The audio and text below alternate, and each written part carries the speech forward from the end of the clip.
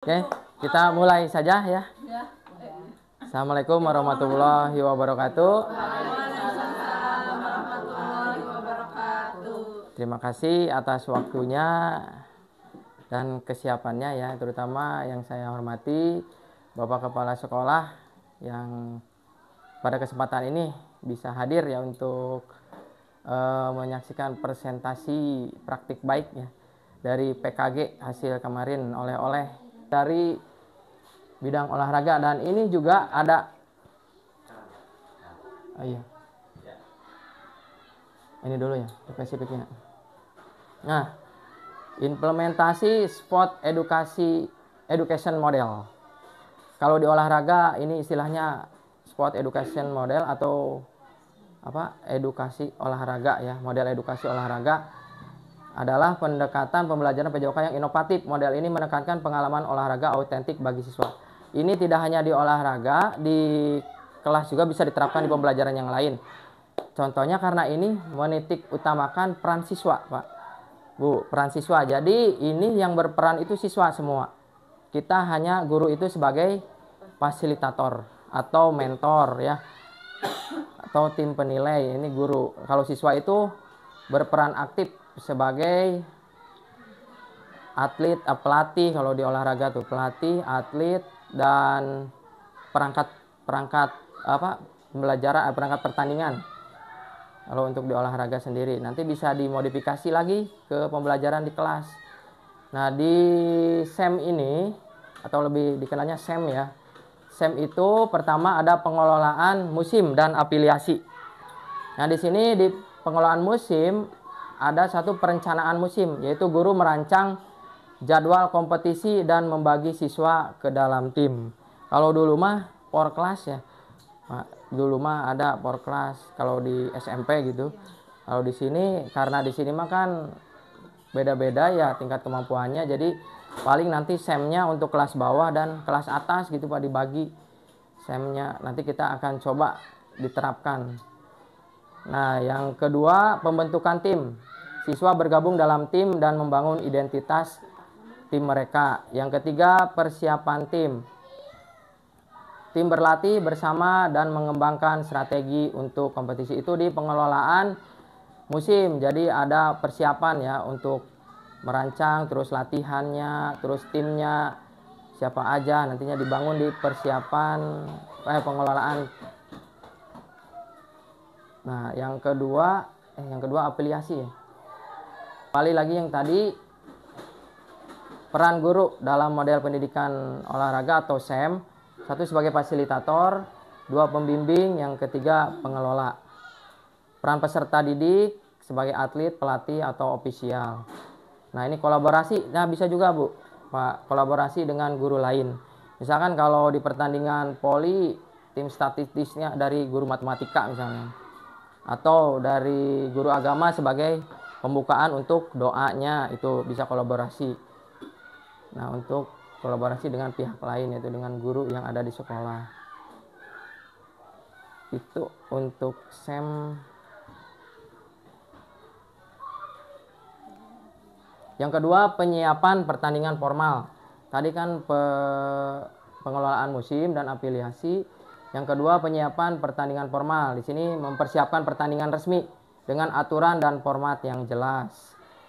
Yang ketiga, puncak pertandingan. Nah, di SEM ini sebenarnya dimodifikasi sesuai dengan aset yang ada di sekolah. Jadi tidak bisa memaksakan ketika di sekolah pengen mengadakan turnamen kasti. Kebetulan bola kastinya tidak ada, yang adanya hanya bola sepak nih. Bisa dibuat SEM pertandingannya. Bagaimana caranya? Yaitu lapangnya dengan diperkecil seperti lapang bulu tangkis. Nanti alat pukulnya tetap tapi lebih keras lagi. Nah, bolanya diganti sama bola sepak, dimodifikasi bisa. Karena tidak ada bola kasti misalkan, karena jauh. Sekolahnya dari pantai lah, jauh misalkan Pak. Nggak di kota gitu, jauh. Nah, itu bisa dimodifikasi dengan peralatan yang ada. Kenapa pakai bola sepak? Agar bolanya yang dipukul tidak jauh, karena lapangannya juga sempit. Kalau lapangannya terlalu luas, itu bola sepaknya nggak bakal jauh-jauh, dah segitu aja. Nah, itu untuk yang asetnya yang kurang, kelemahan aset ketika di sekolahnya tidak ada aset yang memenuhi atau kurang, kita bisa penguatan aset dengan memodifikasi pertandingan.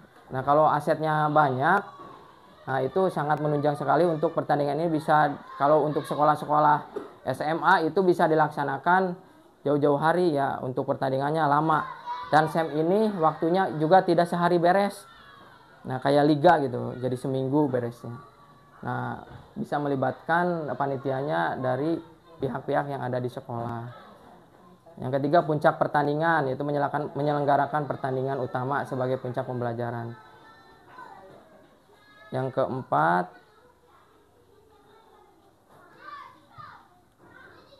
pencatatan pertandingan. Siswa mencatat dan menganalisis hasil pertandingan. Yang kelima, festival akhir kompetisi. Nah, di sini di akhir ini diadakan semacam penghargaan atau reward, terus seremoni penutupan ya. Tadi juga di awal dibuka dengan seremoni. Yang terakhirnya evaluasi dan refleksi selalu ada. Nah, SEM ini dibuat seperti pertandingan resmi itu, Pak. Kalau kita suka pertandingan keluar, misalkan antar PNS atau pegawai, misalkan di pertandingan atau event-event PON seperti PON, sama dimodifikasi dan diterapkan di sekolah gitu. Atau seperti CCPAI yang keluar tuh, ada kan model CCPAI yang kompetisi di luar. Nah, bisa diterapkan di sekolah juga. Seperti itu. Dengan kalau di olahraga ada janji atletnya, ada janji wasit gitu. Segalanya ada, semua harus seperti seolah-olah nyata gitu. Sesungguhnya. Jadi diterapkan di sekolah biar anak mengisi waktu gimana ya kalau di akhir di akhir semester tuh. Nah, jeda semester. Nah, itu bisa di sana diterapkannya. Biar anak tidak nganggur istilahnya di sekolah tuh ada kegiatan nantinya teh. Itu untuk SEM, salah satu spot education model yang diperkenalkan di bidang olahraga yang kemarin oleh-oleh dari PKG ya. Oke, barangkali ada yang mau ditanyakan tentang yang tadi, penerapan pembelajaran yang efektif ya, silakan sebutkan nama.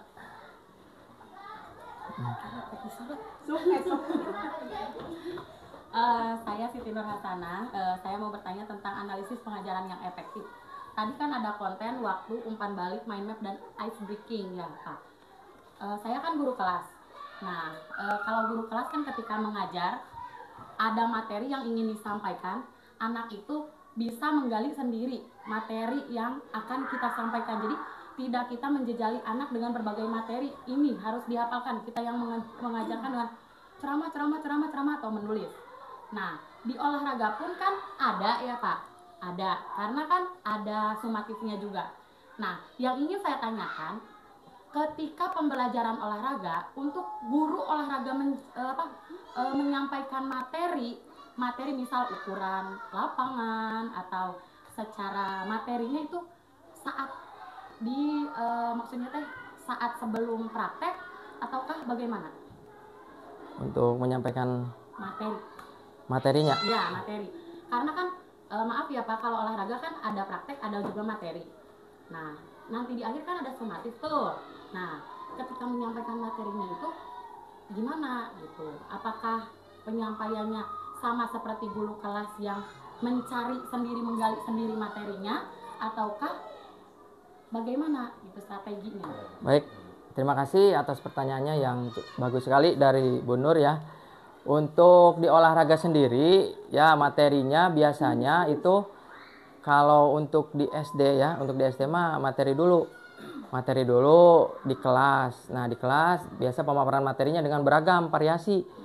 Nah, dibuat variasi seperti tadi yang membuat mind map, terus tanya jawab dulu ke siswa, ada yang tahu atau udah tahu atau belum tentang pembelajaran ini, sejauh mana. Nah, nanti dipisahkan lagi ketika siswanya yang benar-benar udah tahu banget, nanti dipisahkan.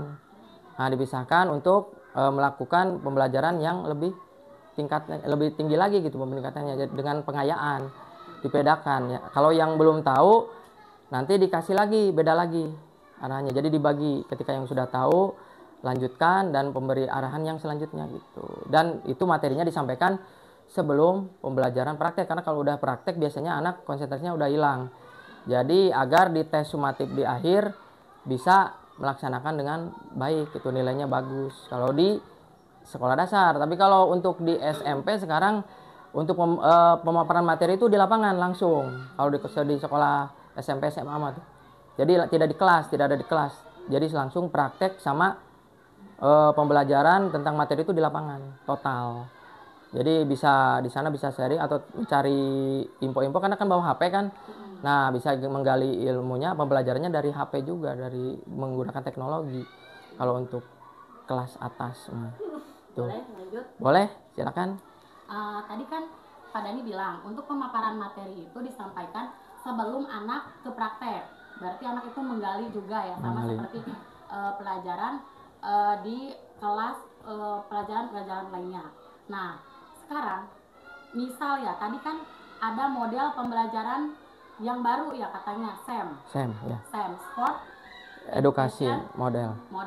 Nah, itu ada sintaksnya tidak, terus harus sama tidak seperti yang di kelas, sintaksnya harus berurutan seperti itu. Sintaksnya? Iya, sintaksnya. Ya pada dasarnya ya harus ada. Harus sama juga ya. Dan harus sistematis, berurutan. Kalau SEM itu dalam penyelenggaraannya kan dalam pelaksanaan pembelajarannya. Nah, kalau di guru kelas itu kan Pak, misal kita gunakan model PBL, ada sintaksnya. Misal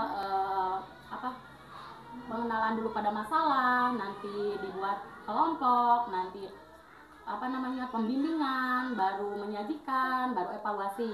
Nah, untuk di SEM ini berarti untuk olahraga ya, pelajaran olahraga, untuk modelnya itu sintaksnya sama tidak seperti yang ada modelnya dengan kami yang guru kelas. Kalau untuk ini tadi sintaksnya kan ada beberapa macam tadi. Ada perencanaan ya, dan afiliasi itu termasuk juga sintaksnya. Terus yang kedua tadi itu pelaksanaan. Nah, pelaksanaan. Yang ketiga ada pencatatan. Nah, pencatatan pertandingan dan festival. Nah, ini sintaksnya tuh kalau di olahraga sendiri ya harus ada di awal gitu. Di awal dan di akhir. Seperti pembukaannya harus ada gebiar atau depilu-depilunya itu harus ada, harus ditampilkan. Nah, di pembelajaran di kelas juga, kalau SEM ini ya bisa berbagai macam cara nih. Yang penting si anak tuh dilibatkan misalkan kalau dalam cakup satu kelas nih, bisa dilaksanakan SEM atau tidak bisa. Nggak harus dari berbagai kelas. Misalkan satu kelas mau mengadakan pertandingan kasti. Nah, tinggal kita susun perencanaan awal. Yang mau jadi pelatihnya siapa. Nah, ketika di kelas juga siapa yang menjadi guru mentornya, misalnya gurunya. Kalau di kelas tuh, yang menjadi jurinya siapa? Nah, kalau untuk pentas PAI misalkan. Terus pesertanya siapa aja dibagi. Jadi tim penilainya, tim pencatatan waktunya siapa aja. Nah, seperti panitia aja disusun dari awal, itu sama aja. Itu untuk mencakup satu kelas. Nah, satu kelas ini berarti tidak bisa banyak tim kalau satu kelas. Hanya 2 tim misalkan yang dipertandingkan. Gimana? Kurang? Berarti misal ini ya, maaf lanjut lagi ya, misal materinya itu tentang atletik. Berarti di kelas dulu ya penyampaian materi, nanti kita bentuk si anak menjadi beberapa tim. Siapa yang jadi atlet, siapa yang tadi kan si anak bisa berperan jadi atlet, jadi pelatih, dan juga jadi ofisial kan? Ya. Bisa itu berarti si anak itu berperan jadi ketiga peran itu harus bisa. ada, ataukah semua aja jadi atlet? Bisa berputar, bisa diputar. Jadi agar anak bisa merasakan bagaimana peran menilai, menjadi seorang juri, atau bisa menjadi seorang atlet itu seperti gimana. Jadi harus diputar, dirotasi. Gitu. Siap? Ada lagi? Bapak barangkali? Masih banyak ya, Pak?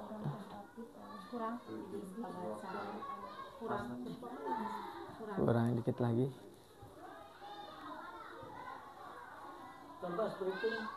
Ice breaking. Contoh. Ice breaking ya, biar seru. Beto tundo. Nah, ice breaking masa lalu adalah masa sekarang. Nah. Siapa ini?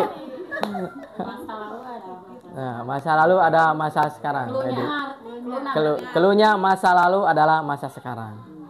Nah, perhatikan Pak Edi. Ini 3 Pak Edi ya. Ini 2. Ini 2. Ini 4. Ini berapa? 4. Masa lalu adalah masa sekarang. Ini 2. Ini 4. Tadi ini sekarang Mandarina. Satu lagi. Nih. Ini 3 PD-nya. Ini 1. Ini 4. Ini 5. Ini berapa? 5.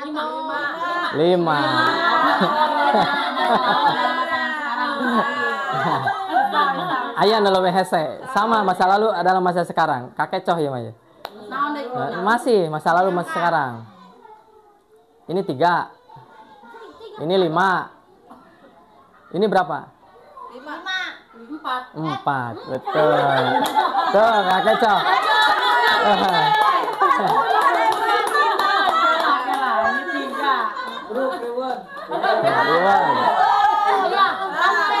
Harus ada apa tadi teh? Pemberian reward. Rewardnya kan bener dong. Rewardnya KUC gratis. Wah, reward. Air minum langsung. 2 ice breaking yang kedua. Keluhnya jangan lupakan orang ketiga. Oke. Kan apa ya? Ingat main orang apa? Rewardnya permen. Pada suatu hari, Bu Indri pergi ke supermarket. Ketika masuk, dia pertama membeli tisu. Nah, yang kedua membeli bedak. Yang ketiga membeli apa? Membeli permen. Salah. Yang ketiga membeli permen. Nah, betul. Yang ketiga membeli permen. Jangan lupakan orang ketiga. Nih, ngerti Pak Dik? Oh, sini.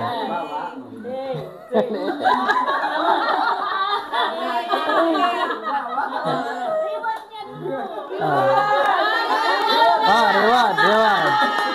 Ayah deh reward. Nih.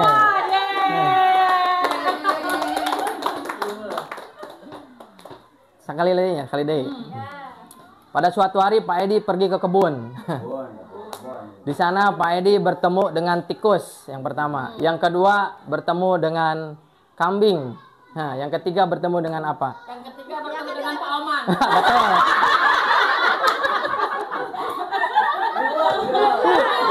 Reward. Bagus.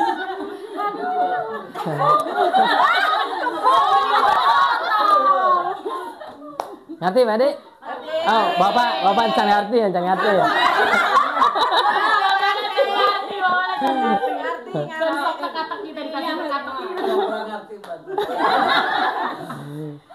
Barangkali ada ice breaking dari Bapak Ibu.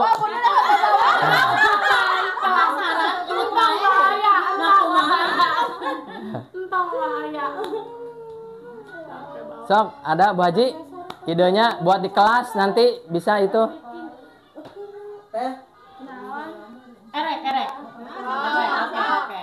1 minggu 7 hari. 1 minggu 7 hari. Ini gerakan mau kudu rame udah. 1 minggu 7 hari.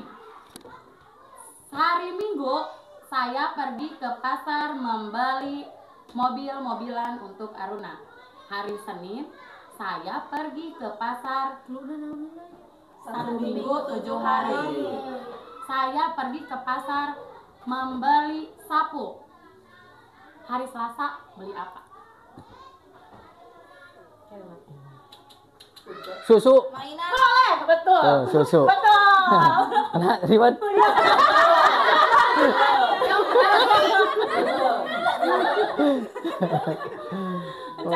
Can connect. Deh. Cluenya 1 minggu 7 hari. Hari Jumat, Pak Dani ke pasar membeli jagung.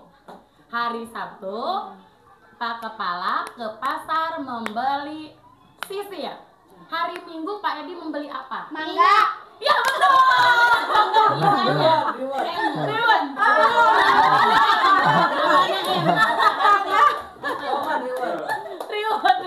Riwon. Riwan, duaan. Udah. Dah. Nah, sampai penutupan, Pak. Ya. Terima kasih ya, alhamdulillah presentasi praktek baik ya sudah selesai dipresentasikan. Mohon maaf apabila dalam presentasi ini banyak kekurangannya ya. Apabila kurang memuaskan gitu, masih agak ragu, nanti bisa ditanya lagi ketika bertemu di luar tentang proses pembelajaran yang efektif. Karena hanya segini yang bisa terangkum dan ini juga mendadak ya, biar masih hangat. Jadi langsung dibikin aja programnya, filenya berbentuk PowerPoint. Nah juga ini tidak bisa digunakan PowerPoint-nya karena belum terupdate. Mohon maaf sekali lagi, terima kasih kepada Bapak Kepala, Bapak Ibu Guru, sahabat Necidu yang udah mau mendengarkan untuk berbagi ilmunya sama saya.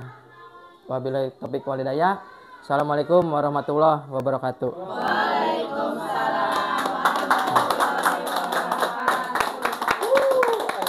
Foto.